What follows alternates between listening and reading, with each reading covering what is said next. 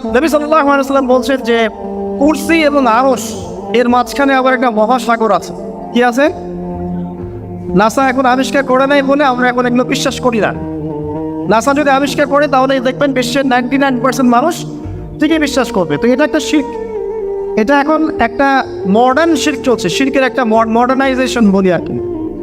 ঠিক আছে, যে সায়েন্স কিছু প্রমাণ করলে আমরা বিশ্বাস করব, সায়েন্স প্রমাণ না করলে আমরা বিশ্বাস করবো না। এটা হচ্ছে শিরকে আকবার, বড় শিরক একটা। এটা বর্তমান যুগের মডার্ন শিরক। এই শিরক কিন্তু 1400 বছর আগে ছিল না।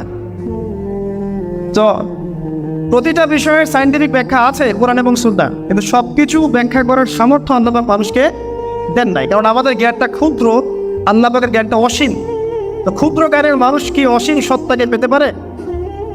এটাও একটা আকীদা তওহীদের মধ্যে এটাও আছে যে মানুষের ইলম আল্লাহ পাকের জ্ঞানকে পরিবেষ্টন করতে পারবে না, কারণ আল্লাহর জ্ঞান পুরো সৃষ্টি জগৎকে ঘিরে রেখেছে। তো আমরা আল্লাহকে চিনতে শিখি আগে, আল্লাহ পাক তৌফিক দান করুন। তো দেখুন, মহাসাগর আছে কুরসি এবং আরশের মাঝখানে, যার গভীরতা সম্পর্কে নবী সাল্লাল্লাহু আলাইহি ওয়াসাল্লাম বলছেন গভীরতা হচ্ছে 500 বছরের রাস্তা। কত বছর? 500 বছর। চিন্তা করছেন? এর উপরে আছে আরশে আজিম, যেটা আল্লাহ পাকের সবচেয়ে বড় সৃষ্টি। এই আরশে আজিম ধরে আছেন কতজন ফেরেশতা জানেন? 8 জন। মাত্র কতজন? 8 জন। এই 8 জন ফেরেশতা আরশে আজিমকে কিয়ামতের মাঠে নিয়ে আসবে। সুবহানাল্লাহ। তাহলে ওই ফেরেশতাদের শক্তি চিন্তা করেন, তাদের ক্ষমতা চিন্তা করেন।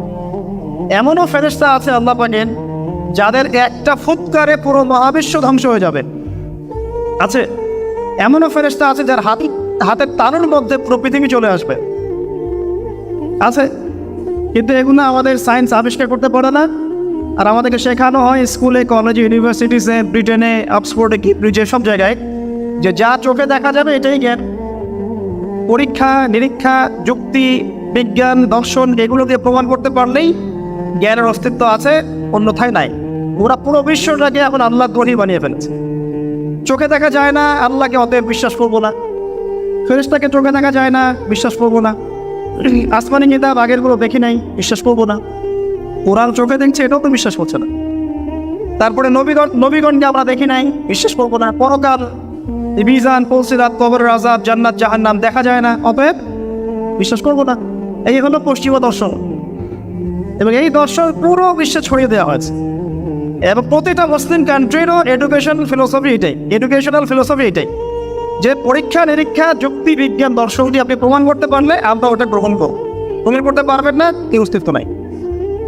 আর যেটা প্রমাণ করতে পারছি না, এটা যদি আপনি বিশ্বাস করতে যান, আপনি হয়ে যাবেন তখন মৌলবাদী এবং ধর্মান্ধ। আপনি ধর্মের প্রতি অন্ধ। শব্দগুলো শুনে নাই? আল্লাহ পাককে কি দেখা যায়? চায় না। তা আল্লাহ পাককে তো অন্ধভাবেই বিশ্বাস করতে হবে। আমি কি আল্লাহর চেয়ে বেশি প্রখর দৃষ্টি রাখি, না আল্লাহর দৃষ্টি বেশি প্রখর? ভালো মন্দ, ন্যায় অন্যায়, সত্য মিথ্যার মানদণ্ড কি হবে আমি বেশি বুঝি না আল্লাহ বেশি বোঝেন? তাহলে আল্লাহ যখন বিধান দিবেন চোখ বন্ধ করেই তো মানতে হবে। তো এখানে তো ধর্মান্ধ হতেই হচ্ছে আমাকে, নাকি? ফেরেশতা কি আপনি দেখেছেন? দেখেন নাই, মালাকুল মউত আসবে না, আত্মা বের করবে না? তা আমি যে দেখি নাই, না দেখেই যে বিশ্বাস করছি, তাহলে তো এটা একটা অন্ধত্ব বলছে না। তো এই অন্ধত্ব না হলে তো ইসলামই হচ্ছে না। এই অন্ধত্ব না থাকলে তো আপনি মুসলিম হতে পারছেন না। পরকাল, কবরের আযাব দেখেছেন? কবর চাপ দিবে, ফেরেশতা যে প্রশ্ন করবে, মুনকার নাকির, দেখেছেন? কেউ দেখেছে? কোনো সাহাবীকেও কি দেখানো হয়েছিল? আবু বকর সিদ্দিক কি এগুলো দেখেই ইমান এনেছেন? উমর ইবনে খাত্তাব কি দেখেই ইমান এনেছেন? দেখেন, তো এগুলো যে না দেখেই আমরা বিশ্বাস করছি, এই অন্ধত্বকে এক শ্রেণীর মানুষ বলছে ধর্মান্ধ। কিন্তু এই অন্ধত্ব না থাকলে তো আপনি মুসলিম হতে পারবেন না। অতএব এটা কোনো অন্ধত্ব নয়, বরং এটা হচ্ছে আল্লাহ পাকের মহা জ্ঞানের সামনে, আল্লাহ পাকের মহা দৃষ্টির সামনে আত্মসমর্পণ করা। কারণ যে বিষয় সম্পর্কে আমার জ্ঞান নাই, সেটা তো আমি বিজ্ঞান দিয়ে, দর্শন দিয়ে, যুক্তি তর্ক দিয়ে প্রমাণ করতে পারবো না। সিম্পল এক্সাম্পল দিয়ে একটা একজন ব্যক্তি খুব অসুস্থ, সে ডক্টরের কাছে গিয়েছে, ডক্টর তাকে অনেকগুলো টেস্ট দিয়েছে। সবগুলো টেস্ট বোঝার ক্ষমতা কি আপনার আছে? হার্টের টেস্ট দিয়েছে, রক্তের দিয়েছে, গ্লুকোজ দিয়েছে আপনাকে, হ্যাঁ, পেশাবের পরীক্ষা দিয়েছে, অনেক পরীক্ষা দিয়েছে। তো এই যে পরীক্ষা নিরীক্ষা করা হচ্ছে, এই প্রত্যেকটা বিষয় সম্বন্ধে আপনার কি জ্ঞান আছে? তা আপনি বড় ডাক্তারের প্রতি বিশ্বাস করছেন না? তার প্রতি বিশ্বাস করছেন, অন্ধ ভক্তি প্রদর্শন করছেন যে হ্যাঁ ডক্টর সাহেব এগুলো দিয়েছেন, এগুলো টেস্ট করে উনি রিপোর্ট দিচ্ছেন, প্রেসক্রিপশন করছেন, এবার আপনি কিন্তু অন্ধের মতো ওষুধ খাচ্ছেন, তাই নয় কি? তো এখানে তো আপনি একজন মৌলবাদী হচ্ছেন, এখানে তো আপনি একজন অন্ধ হচ্ছেন। কারণ এই টেস্টগুলো করার ব্যাপারে আমার তো জ্ঞান নাই, যার কাছে জ্ঞান আছে আমি তার শরণাপন্ন হয়েছি, তিনি আমাকে সলিউশন দিয়েছেন, আমি সেটা মেনে চলেছি। তো আল্লাহ রাব্বুল আলামিন কি সবচেয়ে বড় সলিউশন দাতা নন? আল্লাহ পাকের কাছে কি সবচেয়ে বেশি জ্ঞান আছে না? এই কারণে আমরা অন্ধভাবে আল্লাহ পাকের কথা মেনে চলছে। সিম্পল।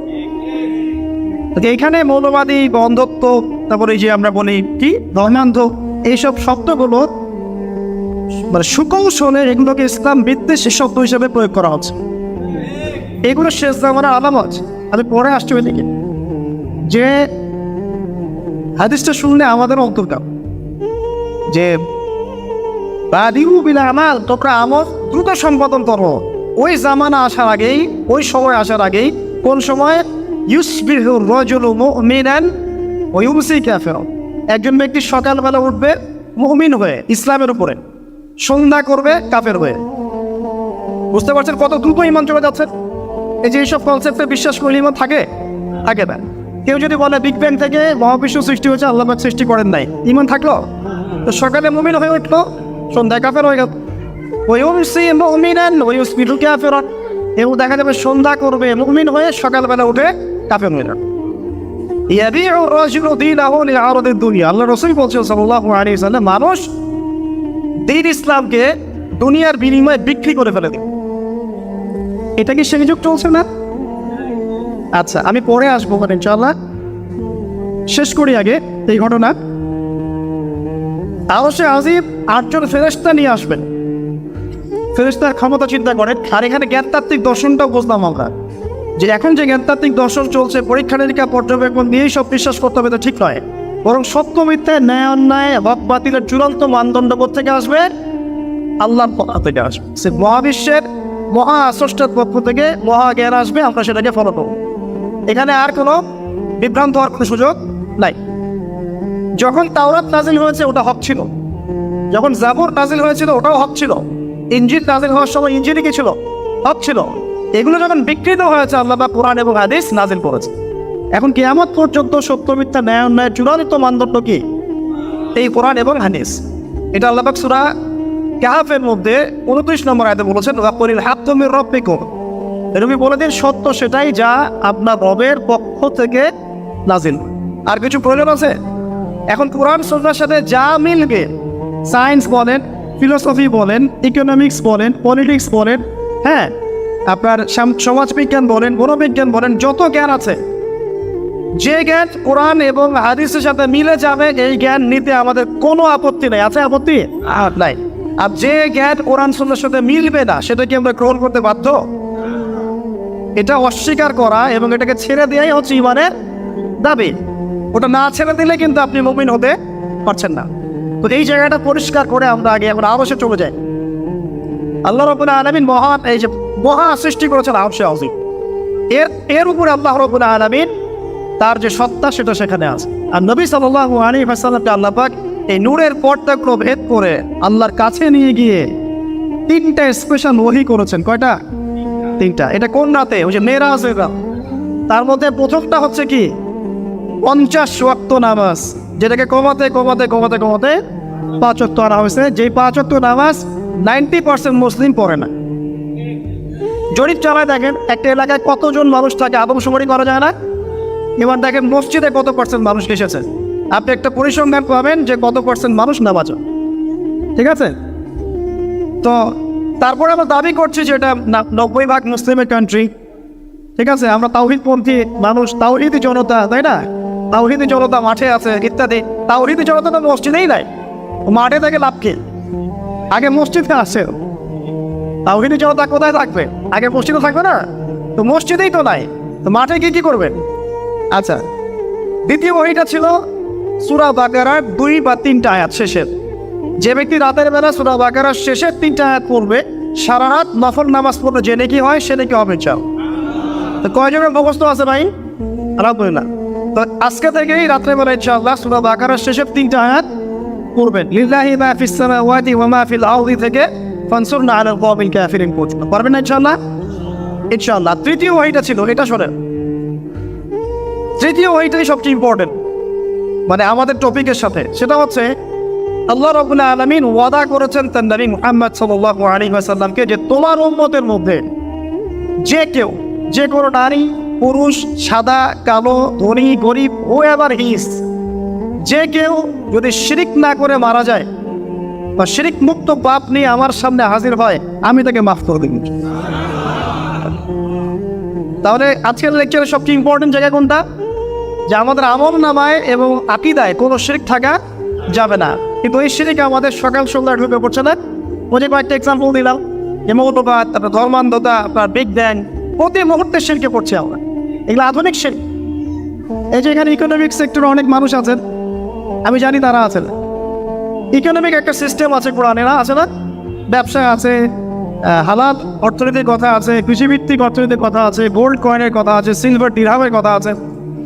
ইসলামিক ইকোনমিক্স বাদ দিয়ে যদি অন্য কোনো ইকোনমিক সিস্টেমকে মানুষ ইসলামের চেয়ে সেরা মনে করে, যে ইসলামের অর্থনীতির চাইতে ওটা সেরা, বা ইসলামিক অর্থনীতির চাইতে সেরা না হলেও এটা বরাবর, এখন অনেকে মনে করেন এটা আল্লাহ পাক ধরেন হারাম করেছে সুদ, কিন্তু আমরা মনে করছি না এটা হালাল বা এটা খাওয়া যায়, বা অনেকে বাধ্য হয়ে খাচ্ছি, জানি যে হারাম তারপরেও বাধ্য হয়ে খাচ্ছি। কেউ যদি বিশ্বাস পোষণ করে যে আল্লাহ পাক যেটা হারাম করেছেন সেটা হালাল, বা আল্লাহ পাক যেটা হালাল করেছেন সেটা হারাম, কথা বুঝতে পারছেন? আল্লাহর হালালকে কেউ যদি হারাম মনে করে, আল্লাহর আবার আপনার হালালকে কেউ হারাম মনে করে, হারামকে হালাল মনে করে, এমন আকীদাও যদি কেউ পোষণ করে, এটাও শিরক, এটাও শিরক। ওই অবস্থায় মারা গেলে মুশরিক। ওই অবস্থায় যদি মারা যায় তাহলে ওই অবস্থায় শিরকের পাপ নিয়ে কবরে যাবে। দলিল সূরা তাওবার 31 নম্বর আয়াত করে দেয়, সূরা তাওবার 31 নম্বর আয়াতটা পড়ে দেয়। অন্য যে কোনো বিষয় হতে পারে, যেমন শেষ জামানা সম্পর্কে বলা আছে, নবী সাল্লাল্লাহু আলাইহি ওয়াসাল্লাম বলেছেন শেষ জামানায় আমার উম্মতের এক শ্রেণীর মানুষ মদকে হালাল মনে করবে, আছে না? এবং মদ পান করবে নাম অন্য নাম দেখে, আমি আরবিগুলো বলার সময় পাচ্ছি না। মদ পান করবে হালাল মনে করে, অথবা মদ পান করবে অন্য নাম দিয়ে, মদ বলবে না, বলবে রাম, বলবে হুইস্কি, আর কি ভাই বলবে, ইয়াবা, অথবা সফট ড্রিঙ্কসের মধ্যে অনেকগুলো আছে যেগুলোর মধ্যে অ্যালকোহল উপস্থিতি আছে, এই টাইপের আর কি, হুইস্কি বা যে নামগুলো আপনারা জানেন। তো যদি কেউ আল্লাহ পাকের এই যে হারামকে হালাল মনে করে খায়, শিরক করছে। কবিরা গুলো তো করছেই, শিরকের পাপে বলছে। নবীজি বলেছেন আমার মধ্যে এক শ্রেণীর মানুষ বের হবে শেষ জামানায়, জেনা, পরকীয়া, ব্যভিচার এগুলোকে হালাল মনে করে। এই জেনারেশনের কতজন মানুষ মনে করে যে এই যে গার্লফ্রেন্ড বয়ফ্রেন্ড অ্যাফেয়ার এটা হারাম? কয়জন মনে করে? 90% যুবক দেখবেন, যুবতী এটাতে আসক্ত। আজকে থেকে 15-20 বছর আগে যে যুগটা ছিল ওখানেই সবাই আসক্ত ছিল। আর এখন তো 15-20 বছর পরের যুগ। ওই সময় ছিল চিঠির যুগ, এখন হচ্ছে আপনার সরাসরি বেড়ে যাওয়ার যুগ, তাই না? এখন সরাসরি। সেদিন স্কট করতে গিয়ে দেখলাম ডেটিং অ্যাপসও নাকি বের হয়েছে, যে ঘরে বসেই মানুষ ডেটিং করতে পারে। এটা হচ্ছে পরকীয়ার ডিজিটাল ভার্সন। পরকীয়ার ডিজিটাল ভার্সন হচ্ছে ঘরে বসেই আপনি ডেটিং অ্যাপসের মধ্যে দিয়ে ডেটিং করতে পারছেন। এটা কি মানুষ হারামকে আদৌ মনে করে? করছে না। এগুলো নবীজি বলেছেন শেষ জামানায় আপনাকে চেনাবো কিভাবে? চোখ খোলেন, আপনি দেখতে পাবেন আমার উম্মতের একটা অংশের মানুষ মদকে হালাল মনে করবে, জেনাকে হালাল মনে করবে, পরকীয়া ব্যভিচারকে হালাল মনে করবে। আমি গত লেকচার, লাস্ট যে লেকচার দিয়েছিলাম ঢাকায়, ওখানে পরিসংখ্যান দেখিয়েছি যে পুরো বাংলাদেশে 14টা পতিতালয় আছে লিগালাইজড, লাইসেন্স করা, যার মধ্যে 7টা হচ্ছে ঢাকা বিভাগে, বাকিগুলো অন্য জায়গায়। আমি পরিসংখ্যান দেখিয়েছি আপনাদেরকে যে 92% ইয়াং জেনারেশন যারা আছে এখন, এরা পর্ন আসক্ত। আর স্কুল পড়ুয়া 72 থেকে 77% স্কুল পড়ুয়া ছেলে মেয়ে পর্ন দেখে। 1% মানুষ খুঁজে পাওয়া যাবে না যারা পর্নোগ্রাফিতে কোনো না কোনো দিন দেখে নাই। একটা মানুষও পাওয়া যাবে না মনে হয়, আল্লাহু আ'লাম। কেউই না, আলেম জানেন সবাই চোখে পড়েছেই 1% মানুষ হয়তো বাকি থাকতে পারে যারা এইসব ফিতনা থেকে টোটালি দূরে থাকে, পাহাড়ে বসবাস করে। ওই যে শেষ জামানায় একটা হাদিস আছে না, ফিতনা থেকে মানুষ পালিয়ে যাবে পাহাড়ি এলাকায়, ওখানে সে গরু ছাগল চড়াবে, ওখানেই থাক, ওখানে আজান দেবে, ওখানে নামাজ পড়বে, ওরা ফিতনা থেকে বেঁচে থাকতে পারবে। এমন একটা হাদিস এসেছে কিন্তু। তো আর কি চিনবে? রেপের লিস্ট দিয়েছিলাম, সবচেয়ে বেশি রেপ হচ্ছে এখন আমেরিকায়। প্রতি 6 জন মেয়ের মধ্যে একজন রেপের শিকার হচ্ছে। এবং রেপের ধর্ষণের রাজধানী বলা হচ্ছে সাউথ আফ্রিকাকে। প্রতি 3 জনের মধ্যে একজন মেরেই পড়ে। ভারতের মতো কান্ট্রিতে প্রতি 22 মিনিট একটা করে মেরেই পড়ে। বাংলাদেশে এই বছরে 2021 সালে ইন টোটাল 1323 জন রেপ হয়েছে। এটা লিখিত। আর যারা লিখিত অভিযোগ করে না এদের সংখ্যা হাজার হাজার হবে। সবাই তো অভিযোগ করে না। তো এগুলো পরিসংখ্যান গুগল করেন বের করতে পারবেন। আপনাকে শেষ জামানা আমি কেমনে ছিলাম, আর কি বাকি আছে। নবীজি বলেছেন এক শ্রেণী মানুষ বের হবে শেষ জামানায়, নিসাউন মহিলা গ্যাসিয়াত নারিয়াত, কাপড় পরবে নগ্ন থাকবে। চেনাতে হবে, প্রয়োজন আছে কোনো? মুমিনাতুন মাইলাত, মুমিনাত মানে নিজে সিডিউসড হয়, মাইলাত অন্যকে সিডিউস করে। এটা যে হয় তার দোষ যতটুকু, যে করে তার দোষ বেশি না।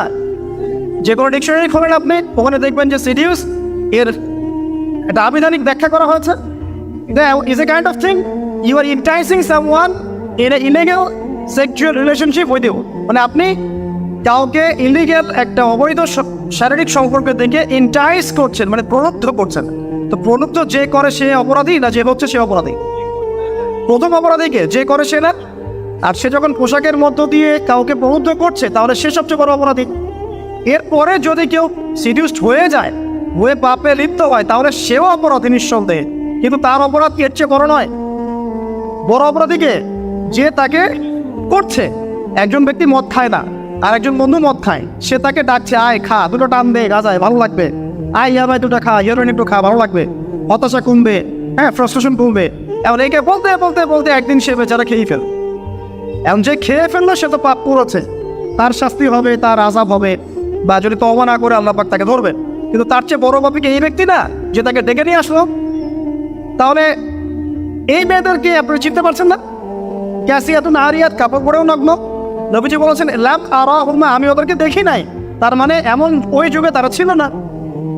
কোন যুগে তারা আসবে? এই যে এই যুগে এসেছে, আজকে থেকে 100 বছর আগেও ছিল না। আপনার নানি কি ওরকম কাপড় পরতো? এই যে বলছে 1000 বছরের সংস্কৃতি ব্লাউজ ছাড়া শাড়ি পরা। আমার নানি কি ওরকম কাপড় পরেছে কখনো? আমার নানিকে তো মানুষ দেখেই নাই। এমন একটা অবস্থা। আপনার দাদিকে দেখেন, মানুষ দেখেই নাই, জানতোই না যে বাসায় কোনো মহিলা আছে। এমনকি রবীন্দ্রনাথ ঠাকুরের মাকেও কেউ দেখে নাই। তারা ওই সময় যদিও মুসলিম ছিলেন না, কিন্তু পর্দা মেনে চলতেন। আপনি অবাক হয়ে যাবেন, প্রতিটা মৌলিক ধর্মগ্রন্থেই মেয়েদের শালীনতার কথা আছে। বাইবেল বলেন, বেদ বলেন, এই যে ওল্ড টেস্টামেন্ট বলেন, নিউ টেস্টামেন্ট বলেন, এই যে একটা বই আছে কিতাবুল মুকাদ্দাস, এগুলো পড়েন, দেখবেন যে প্রতিটা প্রধান ধর্মগ্রন্থেই পর্দার কথা আছে। তাহলে এরা যা বলছে 1000 বছর থেকে এভাবেই ছিল, মিথ্যা কথা না? মিথ্যা কথা। দলিল কোথায় জানেন? দলিলটা হচ্ছে এই সূরা আরাফ পড়েন, আল্লাহ পাক বলছেন, সূরা আরাফে আল্লাহ পাক বলছেন ওয়াইদা ফাআলু ফাহিশাতান, যখন এই শ্রেণীর মানুষেরা কোনো ফাহেশা কাজ করে, কলু তারা বলে, ফাহেশা মানে অশ্লীল কাজ, কলু তারা বলে ওয়াজাদনা আলাইহা আবাদা, আমরা এগুলো আমাদের বাপ দাদা থেকে দেখেছি। বুঝতে পারছেন না? আমরা দেখেছি 1000 বছর থেকে চলে আসছে এগুলো, এটা আমাদের কালচার। নাউযুবিল্লাহ। বলে আল্লাহু আমারানা বিহা, আল্লাহ আমাদেরকে আদেশ করেছেন। নাউযুবিল্লাহ। আল্লাহ বলছেন কোন, হে নবী বলে দিন, ইন্নাল্লাহা লা ইয়া'মুরুকুম বিল ফাহশা, আল্লাহ পাক কোন অশ্লীল কাজের আদেশ করতে পারেন। আতাকুলুনা আলাল্লাহি মা লা তা'লামুন, তোমরা কি এমন কথা বলছো যে বিষয়ে তোমাদের জ্ঞান নাই? তোমরা কি আল্লাহ সম্পর্কে এমন কথা বলছো যে বিষয়ে তোমাদের জ্ঞান নাই? বরং কোন, আপনি বলে দিন, আমার রব্বি বিল কিসত, আমাদের রব আদেশ করেন ন্যায়ের। ওয়াকিমু ওয়ুজুহাকুম ইনদা কুল্লি মসজিদ, প্রত্যেক সালাতের সময় একনিষ্ঠতার সাথে চেহারা আল্লাহর দিকে ফেরাবো, এই আদেশ আল্লাহ পাক করেন। ওয়াদউহু মুখলিসিনা লাহুদ্দিন, মুখলিস ভাবে আল্লাহকে ডাকবে, এই আদেশ আল্লাহ পাক করেন। আল্লাহ পাক অশ্লীল কাজে আদেশ করেন? তো এই যে বিষয়গুলো আপনাকে শেষ জামানা চেনার জন্য জাস্ট চোখ আর দুইটা চোখ খোলেন, ভেতরের চোখ আর বাইরের চোখ। এই মেয়েদের সম্পর্কে নবীজি কি বলেছেন সেটা শোনেন। নবীজি বলেছেন সাল্লাল্লাহু আলাইহি ওয়াসাল্লাম ইয়াদখুলুল জান্নাতা ওয়া লা তাজিদু রিহাহা, এরা জান্নাতে যাবেও না, জান্নাতের গন্ধ পর্যন্ত পাবে। যদিও বা জান্নাতের গন্ধ বহু দূর দূরান্ত থেকে পাওয়া যাবে, মানে 500, 600, 1000 কোটি বছরের দূর থেকেও জান্নাতের গন্ধ পাওয়া যাবে ইনশাআল্লাহ। তো এই জেনারেশন কি আগে ছিল না? তো এগুলোর সাথে শেষ জামানা সম্পর্কিত আছে।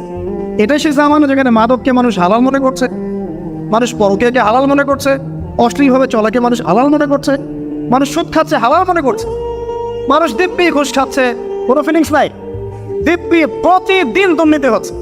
মানে আপনি যদি চোরের হাত কাটা শুরু করেন তাহলে কতগুলো মানুষের যে হাত থাকবে বাংলাদেশে আল্লাহ ভালো যাবে। মানে চুরি আর চুরি, কোথাও অল্প মাত্রায় চুরি, কোথাও পুকুর চুরি। আমরা দেখি যে রাস্তাঘাটে যে ছিচকা চোর কিছু থাকে এদেরকে মানুষ খুব পিছানি দেয়, তাই না? অথচ বড় বড় চোরের কোনো খোঁজ নাই, কোটি কোটি টাকা নাই, কোনো খোঁজ নাই। তো খোঁজ কখন হবে? আর আর কয়েকটা যুগ খালি হতে পারে, 10 যুগ, 20 যুগ, 30 যুগ, 40 যুগ, 50 যুগ হতে পারে। আল্লাহু আ'লাম বিস-সাওয়াব। তারপর কিয়ামত হচ্ছে ইনশাআল্লাহ।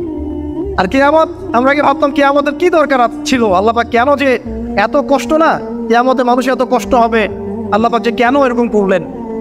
মানুষের জন্ম না নিলেই হয়তো ভালো হতো, আমরা চিন্তা করতাম। এই চিন্তাটা কিন্তু অনেক সাহাবীও করতেন যে মানুষের জন্ম না নিয়ে যদি গাছ হতাম, নাও কিন্তু সাজারা। আবু বকর সিদ্দিক বলছেন, আমি যদি গাছ হয়ে যেতাম, হিসাব নাই, নিকাশ নাই। তো এখন মনে হয় যে কিয়ামতের দিনের দরকার ছিল। কিয়ামতের দিনটা না থাকতো তাহলে কোনো জালেমের বিচার হতো। দুনিয়াতে যত জালেম পার পেয়ে গেছে এদের কোনো বিচার হতো না। আর দুনিয়াতে যত মাজলুম আজকে নিপীড়িত, নির্যাতিত, এদের কোনো সমাধান, ন্যায় বিচার হতো না যদি কিয়ামতের মাঠ না থাকতো। তবে ওই দিনের জন্য আমরা অপেক্ষা করি। ওই দিন সব কিছুর ফয়সালা হয়ে যাবে ইনশাআল্লাহ আযজা ওয়া জাল। কিভাবে হবে? নবী সাল্লাল্লাহু আলাইহি ওয়াসাল্লাম বলেছেন, একটা শিংওয়ালা ছাগল একটা শিং ছাড়া ছাগলকে যদি অন্যায়ভাবে পুঁতা দিয়ে থাকে, এক্সাম্পল দিচ্ছেন তিনি, তাহলে আল্লাহ রাব্বুল আলামিন কিয়ামতের মাঠে ওই শিংহীন ছাগলকে শিং দিবেন, দিয়ে বলবেন তুমি পুঁতো দিয়ে ওর কাছ থেকে প্রতিশোধ নিয়ে নাও। ন্যায় বিচার কেমন হবে বোঝানোর জন্য এই এক্সাম্পলটা দেওয়া হয়েছে। বহু মানুষ দেখবেন যারা এখানে অনেক বড় বড় পদে ছিল, বড় বড় কর্তৃত্ব ক্ষমতা ছিল, কিয়ামতের মাঠে এতটুকু থাকে, পিঁপড়ার মতো। স্পষ্ট হাদিস, পিঁপড়ার সমান। প্রত্যেক অহংকারী মুতাকাব্বির এদেরকে তোলা হবে কালো কালো পিঁপড়ার মতো করে, ঠিক আছে? অনেক মানুষকে তোলা হবে, দেখবেন যাকাত দেয় নাই, শেখা দিয়ে দিয়ে এদিকে গাল, পৃষ্ঠদেশ এগুলো সব আগুনে জ্বলছে। অনেককে দেখবেন গলায় সাপ ঝুলছে, অনেকের মাথায় দেখবেন রিলিফের টিন, গম, এইটা ওইটা, যে যা আত্মসাৎ করেছে ওগুলো পিছে ঘাড়ে এভাবে ঘুরছে কিয়ামতের মাঠে। বহু মানুষকে দেখবেন কিয়ামতের মাঠে যে গলা পর্যন্ত ঘাম, কারো ওই যে আপনার বুক, কারো টাকনো, কারো হাঁটু। কিয়ামতের মাঠে বিভীষিকাময় অবস্থা। এটা নিয়ে ইনশাআল্লাহ আলাদা একটা লেকচার দেওয়া যাবে ইনশাআল্লাহ। এখানে মূল বিষয়টা হচ্ছে যে দুনিয়াতে সব কিছুর চূড়ান্ত বিচার হয় না, দুনিয়াতে সব কিছুর ফয়সালা হবে না। এই কারণে আল্লাহ রাব্বুল আলামিন কিয়ামতের মাঠ বলে একটা মাঠ রেখেছেন যেখানে আল্লাহ পাক ইনসাফ, ন্যায় বিচার কায়েম করবেন ইনশাআল্লাহ। এবং সেদিন প্রত্যেক অহংকারী, জালেম, ফাসিক, কাফের, যারা জুলুম করেছে, অন্যায় করেছে, পাপাচারিতা লিপ্ত ছিল, সবাইকে পাই টু পাই হিসেব দিতে হবে। এমনকি যারা ভালো মানুষ কিন্তু অনেক ধন সম্পদ আছে, তারাও জান্নাতে ঢুকতে দেরি হয়ে যাবে। দুই বন্ধুর কথা এসেছে, এক বন্ধু গরিব ছিল, এক বন্ধু ধনী, দুজনে মুমিন মুসলিম। গরিব বন্ধু জান্নাতে চলে যাবে, বুঝতে পারছেন? আর এই ধনী বন্ধুটাকে আটকে রাখা হচ্ছে, তার মানের হিসাব, মানের হক আদায় করেছে কিনা, আত্মীয়কে হক দিয়েছো কিনা, যাকাত দিয়েছো কিনা, সদকা করেছো কিনা, হ্যাঁ তোমার মানের উপর যাদের হক ছিল ঠিকঠাক পরিশোধ করেছো কিনা। আর একজন বন্ধু, সে অনেকক্ষণ পরে এই ধনী বন্ধুর কাছে আসবে, এসে বলবে যে তোমার ব্যাপারে আমাকে এমন এমন সব প্রশ্ন করা হচ্ছিল যে আমি ভাবছিলাম যে তোমাকে মনে হয় জাহান্নামে নিক্ষেপ করা। মানে ওই বন্ধু এই গরিবের হক দিয়েছে কিনা। মানে মুসলিমদের মধ্যেও যারা সম্পদশালী হবে, যাদের উপর আমানতের দায়িত্ব আছে, কারো উপর নেতৃত্বের আমানত, কারো প্রতি ইলমের আমানত, কারো প্রতি আরো অনেক আমানত আছে না, এগুলো ঠিকঠাক পূরণ করেছে কিনা না হিসেব দেয়া পর্যন্ত কেউ জান্নাতে যেতে পারে। অতএব ওই দিনকে যদি ভয় করি আমরা, পরকালের চেতনা যদি আমাদের থাকে, ইনশাআল্লাহ তাআলা আমাদের পক্ষে আল্লাহর কুরআন এবং তার নবীর হাদিসের বাইরে যাওয়া সম্ভব নয়। শেষ জামানার অন্যতম একটা পাপ হবে শিরকের পাপ, যার একটা এক্সাম্পল দিচ্ছিলাম আমি। মানুষ এই যুগে আল্লাহ পাকের হারামগুলোকে হালাল করে নেবে, আবার আল্লাহ পাকের হালালগুলোকে হারাম করে ফেলে, দুটোই করে। হারামকেও হালাল করবে, হালালকেও হারাম। আল্লাহ পাক আমাদেরকে এই মহামারী থেকে হেফাজত করুন, এই শিরকের পাপ থেকে হেফাজত করুন।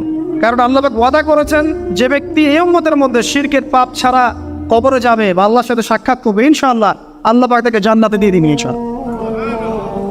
ইনশাআল্লাহ। তাআলা দেখবেন সে অনেক মানুষের চাইতে, অনেক ধনী মুসলিমের চাইতেও দেখবেন 1000 বছর আগে জান্নাতে চলে গেছে।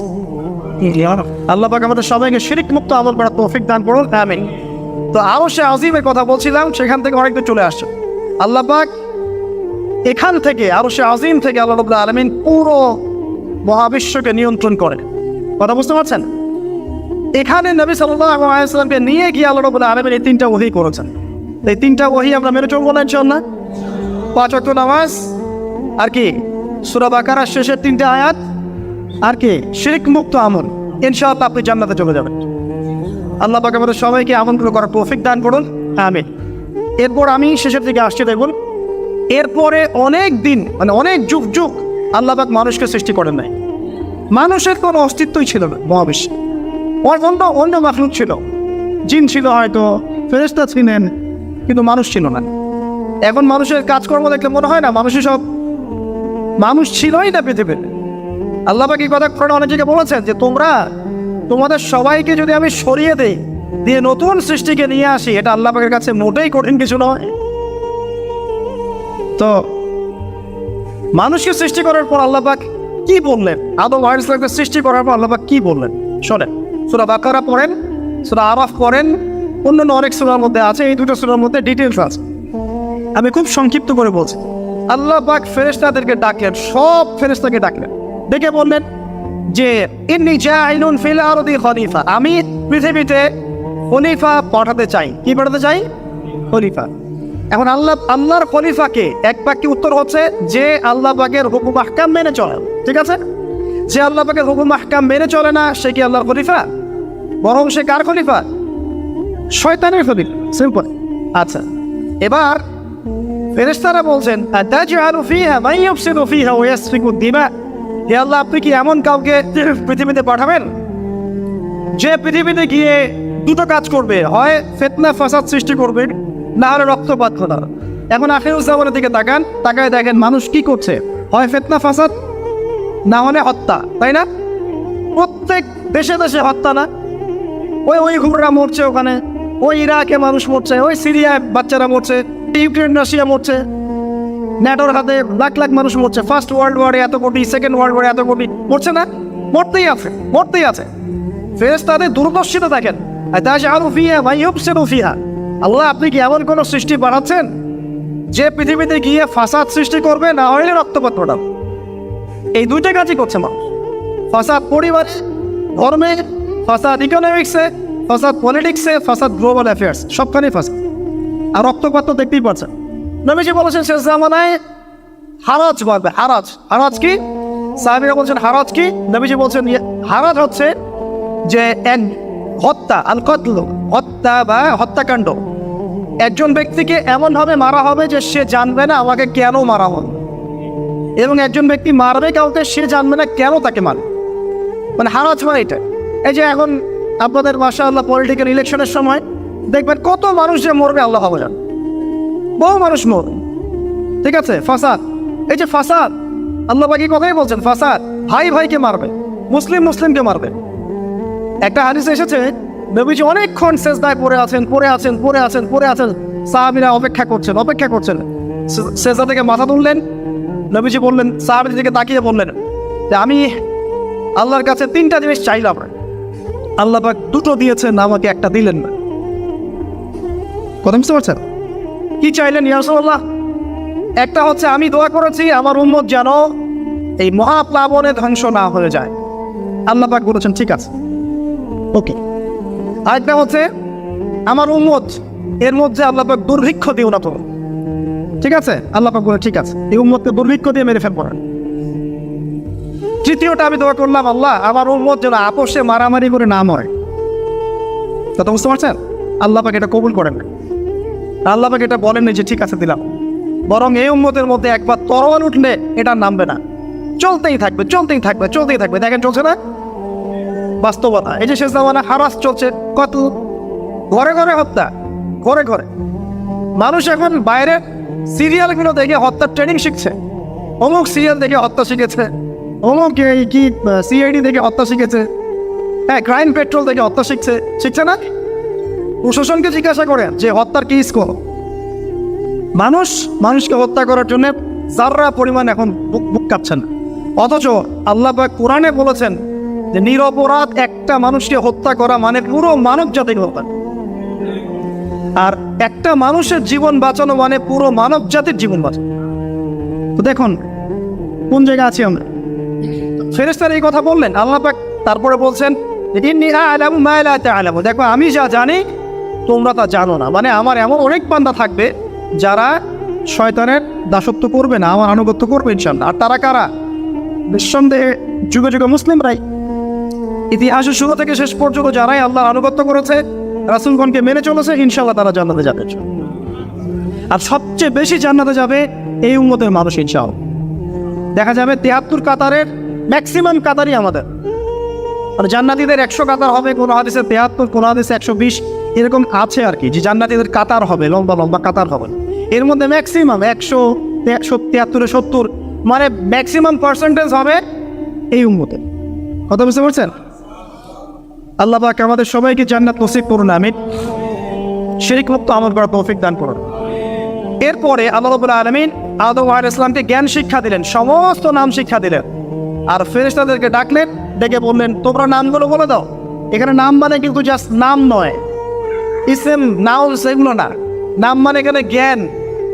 নাম মানে কি? জ্ঞান, পুরো মহাবিশ্বের জ্ঞান আল্লাহ পাক শিক্ষা দিলেন। এবং ফেরেশতারা যে জ্ঞানগুলো জানতেন না, তারা বললেন যে লা ইলমা লানা ইল্লা মা আল্লামতানা, আমাদেরকে যা শিখিয়েছেন এর বাইরে আমাদের কোনো জ্ঞান নাই হে আল্লাহ। আল্লাহ পাক তখন আদমকে বলছেন ইয়া আদম আম্বিহুম বিআসমাইহিম, তুমি সব নামগুলো বলে দাও দেখি। এবার আদম ফালাম্মা আম্বাহুম বিআসমাইহিম, আদম আলাইহিস সালাম সব নাম বলে দিলেন। সুবহানাল্লাহ। জানি তোমরা তা জানো না। ফেরেশতাদেরকে আল্লাহ পাক বোঝাতে যাচ্ছেন যে তোমরা যে বললে যে আদমকে সৃষ্টি করার দরকার নাই বা পৃথিবীতে পাঠানোর দরকার নাই, দেখো আমি যাকে সৃষ্টি করেছি সে তোমাদের চেয়ে এখানে জ্ঞানী। মানে আমাদের পিতা আদম আলাইহিস সালামকে আল্লাহ পাক জ্ঞান দিয়ে সম্মানিত করলেন, এটা হচ্ছে মূল কথা। কি দিয়ে সম্মানিত করলেন? জ্ঞান দিয়ে। এই জ্ঞান শিক্ষা থেকে যখন মুসলিমরা পিছিয়ে পড়েছে, তখনই আজকে উম্মার অবস্থা হচ্ছে। অতএব আমাদের এখানে আজকে একটা শিক্ষা আছে যে আমরা এখন জ্ঞানের একটা বিপ্লব যেন ঘটাতে পারি। কোরআন সুন্নাহর সাথে সমসাময়িক উপকারী সমস্ত জ্ঞান শেখার চেষ্টা করতে হবে। আল্লাহ পাক তৌফিক দান করুন। এবার আল্লাহ পাক সব ফেরেশতাকে ডাকলেন, ডেকে বলছেন ওয়াইদ কুলনা লিল মালাইকাতি ইসজুদু লি আদম, এবার আল্লাহ পাক বলছেন যে তোমরা সবাই এখন আদমকে সিজদা করো। এখান থেকে আলোচনাটা শেষের দিকে যাবে, একটু মনোযোগ দাও। তোমরা আদমকে সিজদা করো। ফাসাজাদু, সবাই সিজদা করো, এমন কোন ফেরেশতা নাই যে সিজদা করো। ইল্লা ইবলিস, শুধুমাত্র কে বাদ দিয়ে? ইবলিস। ইবলিস কিন্তু ফেরেশতা ছিল না, বরং সে ছিল একজন জিন। কানা মিনাল জিন্নি ফাফাসাকা আন আমরি রাব্বিহি, সে একজন জিন ছিল যে আল্লাহ পাকের আমর বা আদেশের অবাধ্যতা করেছিল। আবা ওয়াস্তাকবার, সে উদ্ধত হলো, অহংকার প্রদর্শন করলো, সে সিজদা করলো না। আল্লাহ পাক ডাকলেন, ডেকে বললেন মা মানাআকা আল্লা তাসজুদা ইযা আমারতুক, হে ইবলিস তোমাকে কিসে নিষেধ করলো আদমকে সিজদা করার ব্যাপারে? আমি যে আদেশ করলাম সিজদা করলো না কেন? কেন সিজদা করলো না?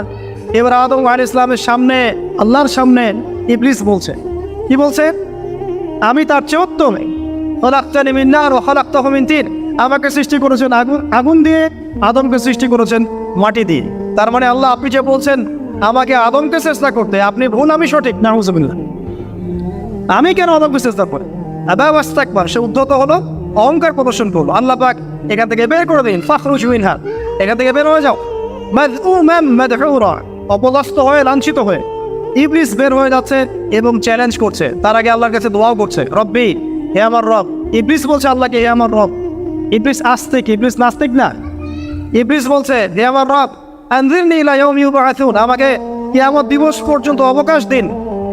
আল্লাহ বলছেন যাও, ফাইন্নাকা মিনাল মুনযারিন, তোমাকে কিয়ামত পর্যন্ত ছাড় দেওয়া হবে। ঠিক আছে? আচ্ছা, আল্লাহ যদি ইবলিসের দোয়া কবুল করতে পারেন, তাহলে আপনারা আবার করতে পারেন না? আমরা কেন দোয়া করি না? আমরা দোয়া তো কম করি কেন? আপনার তো আপনি করুন, হুজুর ডেকে দোয়া করা তো আমি জরুরি না। আপনার তো আপনি করুন, করতে শিখুন, সিজদায় পরে দোয়া করুন, ইনশাআল্লাহ আল্লাহ পাক আপনার দোয়া কবুল করবে ইনশাআল্লাহ। এবার ইবলিস অবকাশপ্রাপ্ত হলো, এবার চ্যালেঞ্জ করছে। কি চ্যালেঞ্জ? ফাবিমা আগওয়াইতানি, এবার শোনেন ভালো করে।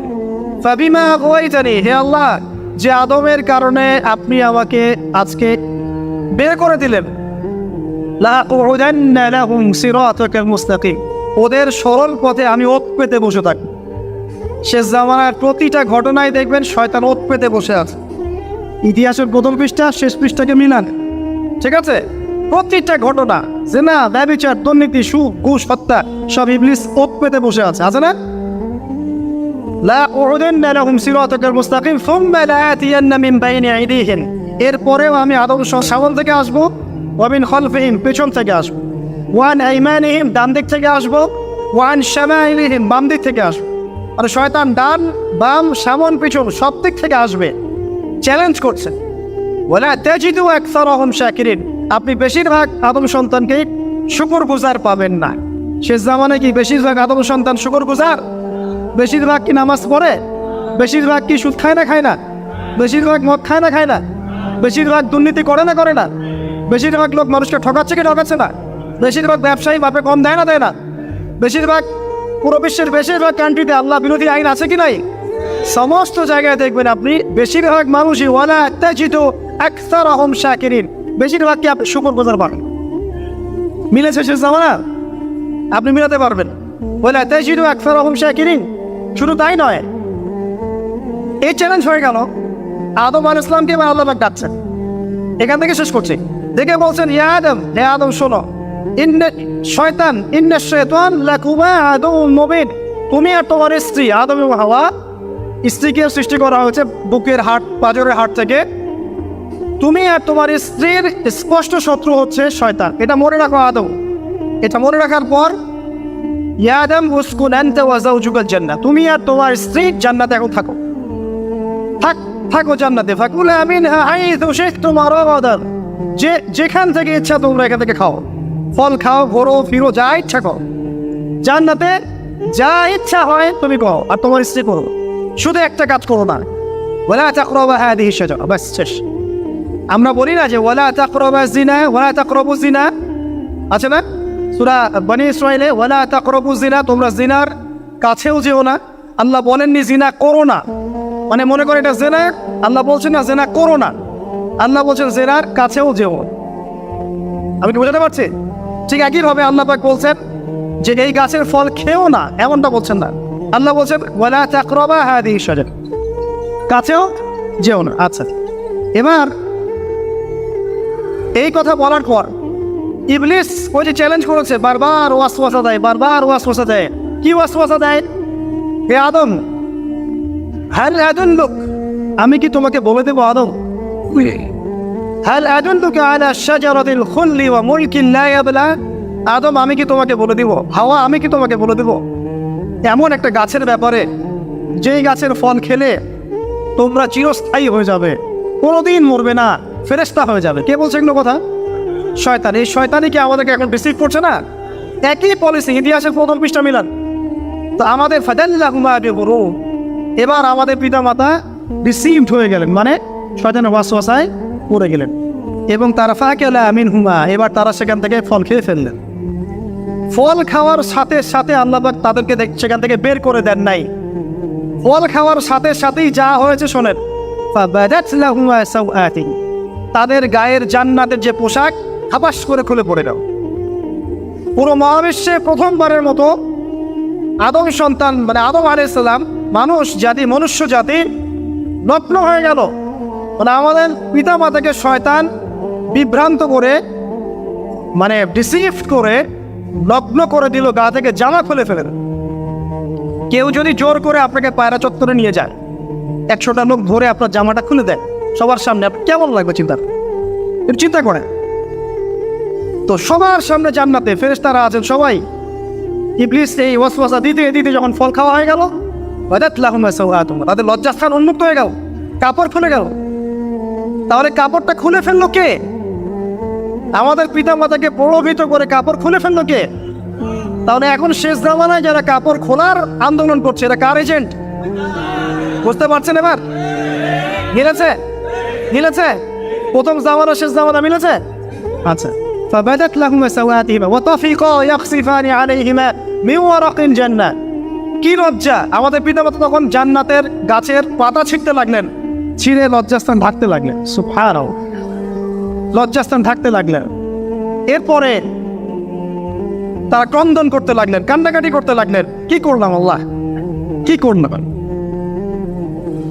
এবার আল্লাহ পাক ডাকছেন, ডেকে বলছেন যে আমি কি তোমাদেরকে বারণ করি নাই গাছের কাছে যেতে? আদম হাওয়া আলাইহিস সালাম তারা কান্নাকাটি করতে করতে আল্লাহর কাছে দোয়া শিখে নিচ্ছেন। কোন দোয়া? রব্বানা যালামনা আনফুসানা ওয়া ইন লাম তাগফির লানা ওয়া তারহামনা লানাকুনান্না মিনাল খাসিরিন। এই দোয়া করছেন।